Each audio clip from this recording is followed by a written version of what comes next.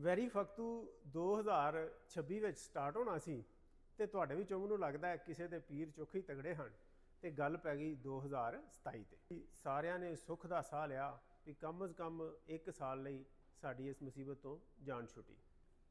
ਵਕਤ ਦਾ ਗੁਜ਼ਰਦਿਆਂ ਪਤਾ ਕੋਈ ਨਹੀਂ ਲੱਗਦਾ ਹੈ, 6 ਮਹੀਨੇ ਵੇਖ ਲਓ ਗੁਜ਼ਰ ਗਏ ਨੇ ਤੇ 2027 ਸਾਡੇ ਸਿਰ ਤੇ ਖਲੋਤਾ ਹੈ। 6 ਮਹੀਨੇ ਅੱਖ ਚਮਕਦਿਆਂ ਗੁਜ਼ਰ ਜਾਣੇ ਨੇ, ਤੁਸਾਂ ਫਿਰ ਤਿਪੇ ਹੋਏ ਲੱਭਣ ਜਾਣਾ ਹੈ।